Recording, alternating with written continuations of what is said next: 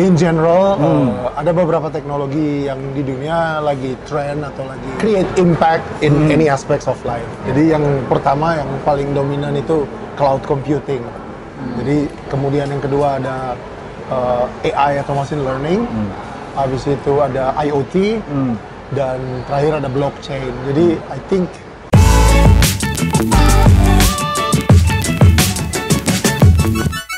Hai, this is Tech for ID. Teknologi untuk Indonesia, teknologi untuk semua.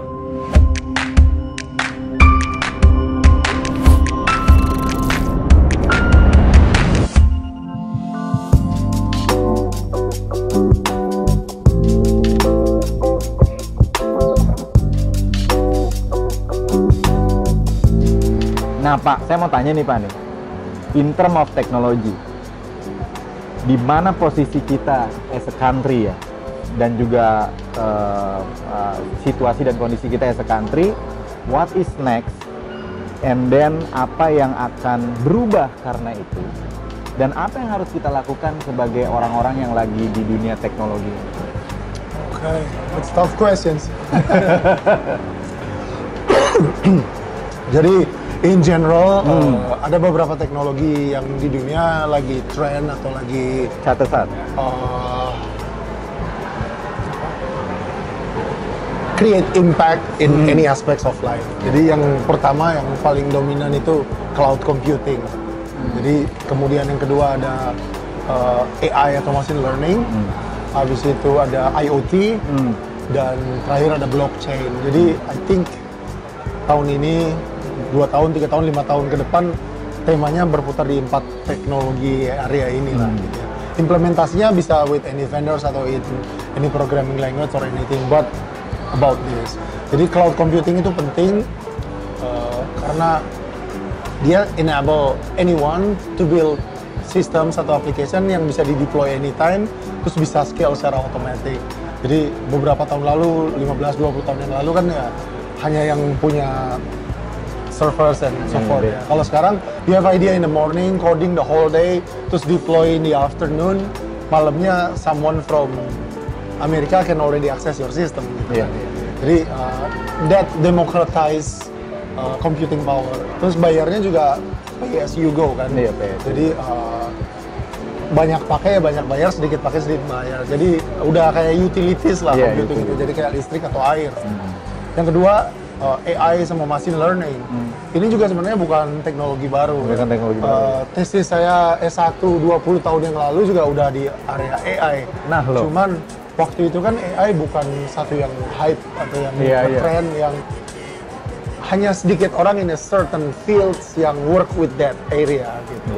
Jadi waktu dulu kan saya study di sistem dynamics, di engineering physics, jadi dunia fisika dan control engineering. Jadi we use AI to solve some control engineering problems.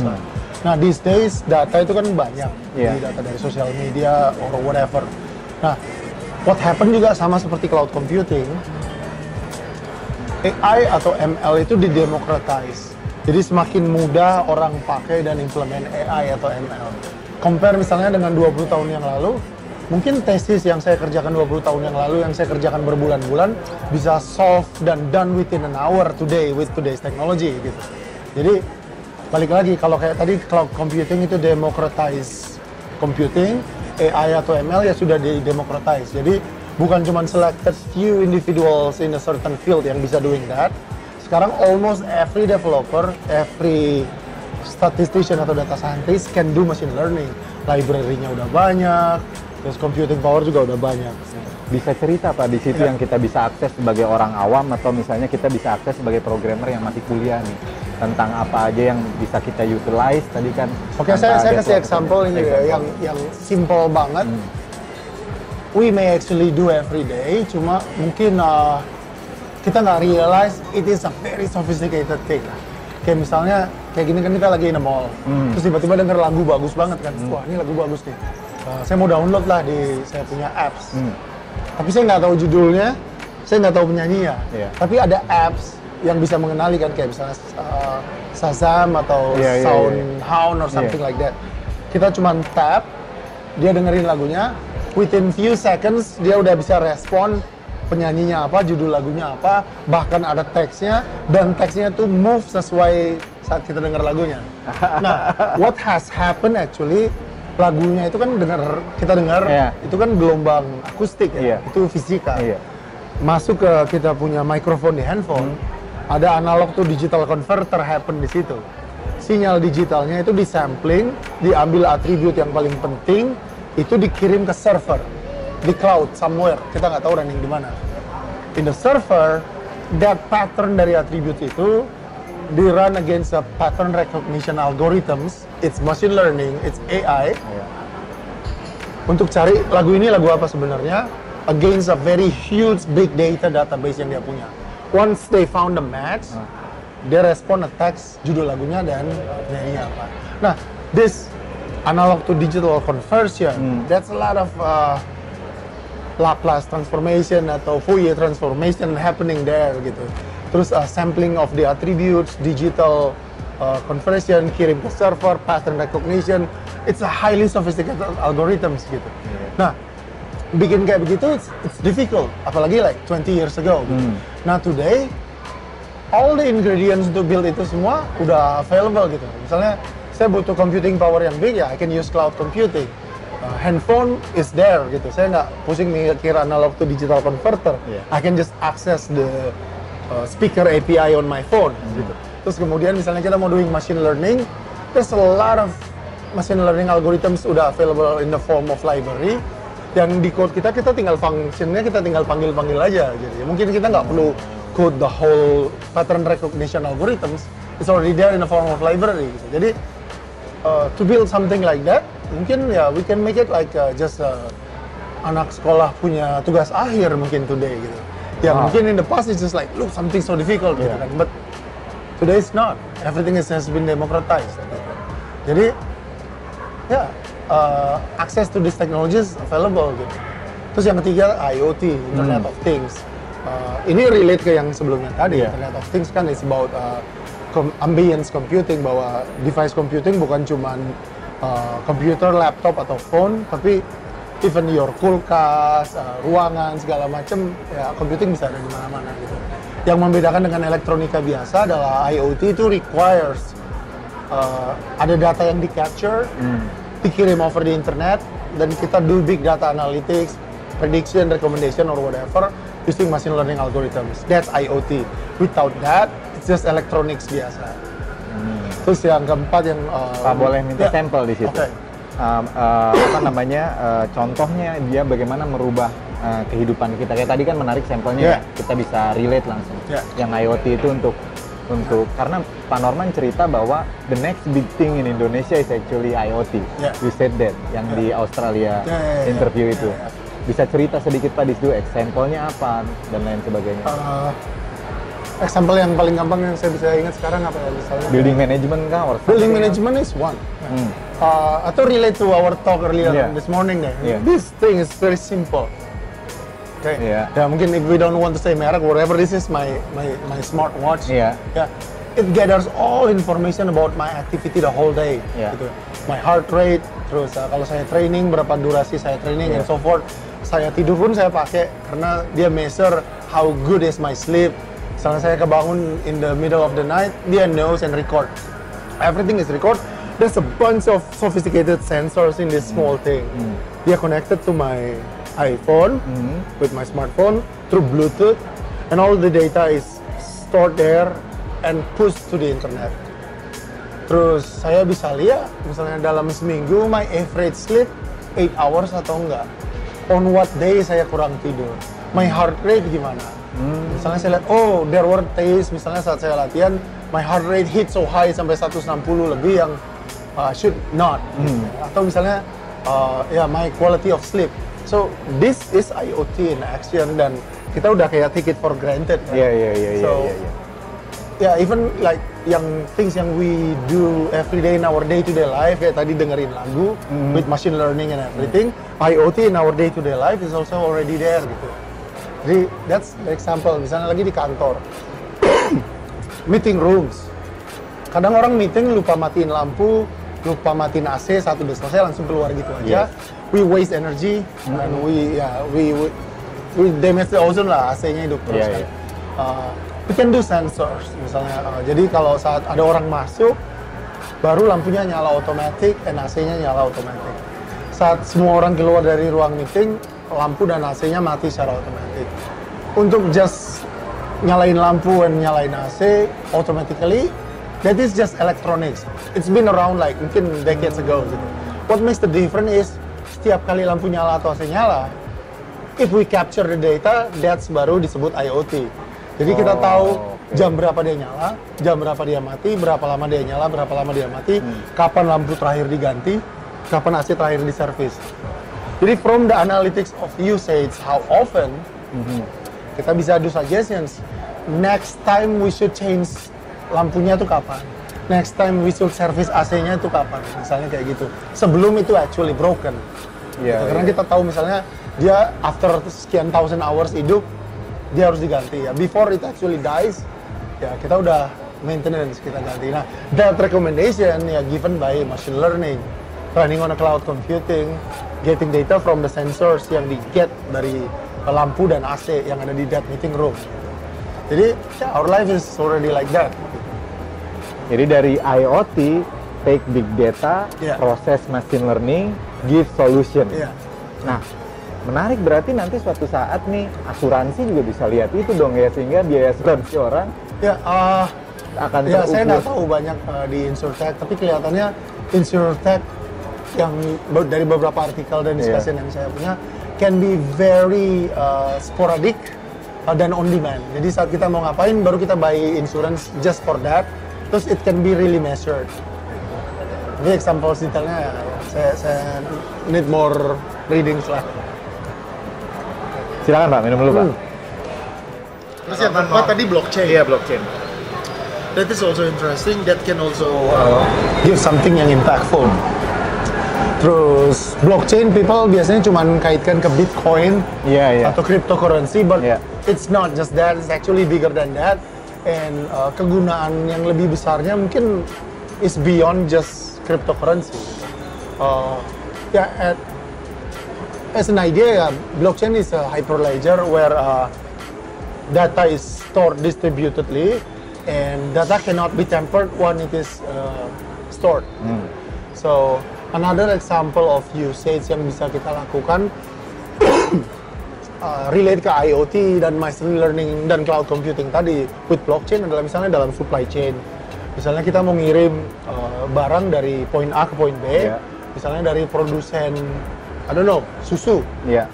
Dia mau kirim dari habis Surabaya peternakan, atau masukin ke mana? pabrik, Pabrik. terus dikirim pakai truk ke distributor, dari distributor ke retailer, baru ke retailer yang lebih kecil. Mungkin ada 3 atau 4 hop yang terjadi. Nah, along the way, mungkin dari peternakan ke pabrik, dari pabrik ke distributor, dari distributor ke reseller, perusahaan logistiknya bisa beda-beda. Terus ternyata susunya itu harus dikirim dalam suhu tertentu dan humidity tertentu along the way sampai ke toko retailer. Iya, iya. Nah, with all this technology yang saya bilang tadi, we can monitor real time all the way through the supply chain. Jadi saat susunya pertama diambil dari peternakan, masuk ke truk, kita mesti ensure di truk itu ada IoT device yang mengukur suhu dan temperatur, yang push that to the internet, to blockchain.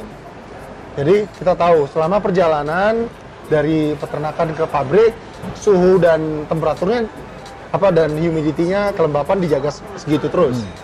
Setelah di pabrik mungkin ada proses, dikirim lagi keluar ke distributor. Truknya beda, tapi again harus along the way sensor temperatur dan humidity ngukur terus dan push terus ke internet, ke blockchain, ke retailer juga. Nah, along the way sampai di retailer ternyata suhunya sesuai, misalnya 27 derajat atau humidity-nya berapa gitu. Tapi kok rusak? Nah, if we track that along the way, kita bisa lihat, oh ternyata meskipun sesampai di sini atau truk yang terakhir ini suhu dan temperaturnya oke, ternyata saat dari gudang di pabrik ke distributor, truknya along the way di jalan sempat suhunya drop atau humidity-nya change. Itu rusak. Terus meskipun habis itu bener lagi. Gitu. Nah, jadi kita bisa tahu problemnya terjadi di mana, siapa dan kapan, itu no dispute, everything ada di blockchain. See? Iya. That's why Bapak bilang ke blockchain, bukan ke server biasa, karena bisa karena bisa diubah-ubah dong. Dan ini kan distributed, jadi di database-nya si tiap perusahaan logistik yang involved, distributor, peternakan, pabrik dan retailer, they can access and they have the copy of that data on their storage juga gitu. Jadi everyone knows what happened along the way. Gitu. Yes. Jadi udah sampai big data, blockchain, terus tadi IoT, cloud computing, machine learning, IoT, big data. Nah ini teknologi besar yang kita akan lihat more solutions di build across the world, termasuk di Indonesia. Posisi kita Pak terhadap itu saat ini gimana? Oke. Dari in term of expert, in term of how to execute, in term of facility. Jadi the idea in technology is we should solve problems and create solutions, create values. But it's not necessarily we reinvent the wheel. Then as much as possible, we should standing on the shoulders of the giants. Jadi let's tackle the problem at the right level of abstraction lah. Jadi misalnya kita mau bikin solution, ya jangan lagi kita mikirin misalnya infrastruktur cloud computingnya lah. Gitu. Jadi kan ada banyak provider cloud computing, misalnya let's say Amazon, Microsoft, Google, dan yang lainnya. Jadi why we spend effort and really bother think about infrastructure? We can just like rent from this cloud computing provider misalnya, gitu. Atau misalnya kita bikin suatu solusi e-commerce atau anything yang running di web. Ya, let's just focus build that e-commerce atau build that solution. Nggak usah mikirin misalnya dari sisi infrastructure, gitu. Sekarang misalnya dari sisi cloud computing, mereka udah punya yang namanya serverless computing. Jadi, we don't even care lagi in the concept of server, CPU, memory, atau storage.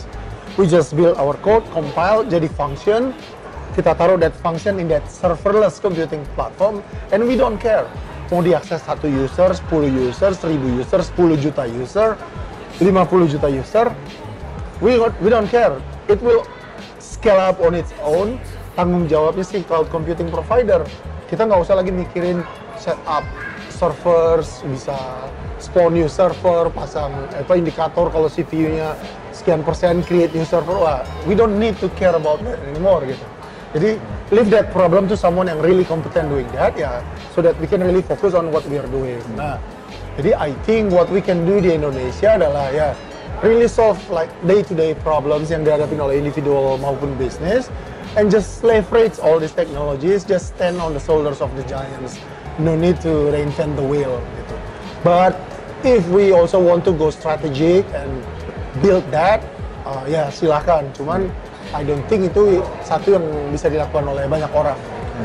Itu certain entities aja lah yang capable untuk doing that. Hai Indonesia, terima kasih telah menyaksikan video-video dari Tech4ID. Semua kontributor di sini memberikannya dengan cuma-cuma karena mereka peduli dengan Indonesia. Tech4ID adalah teknologi untuk Indonesia. Bukan cuma konten-konten seperti ini yang bisa kalian dapetin, kalian juga bisa mendapatkan beasiswa di mana kalian bisa belajar gratis untuk programming, digital marketing, dan juga UX UI design. Kita tahu bahwa sekarang adalah eranya digital. Kadang-kadang kita hanya menjadi konsumen aja. Tech4ID ingin memberikan solusi untuk teman-teman semua. Bagi teman-teman yang SMK, baru lulus kuliah, baru lulus SMK, kita memberikan beasiswa untuk 1000 digital talent. Teman-teman bisa mendaftar di www.tech4.id/beasiswa, daftarkan nama kamu, submit kartu mahasiswa, terus kemudian semua data yang dibutuhkan di sana, dan kita akan memberikan pendidikan gratis selama 3 bulan.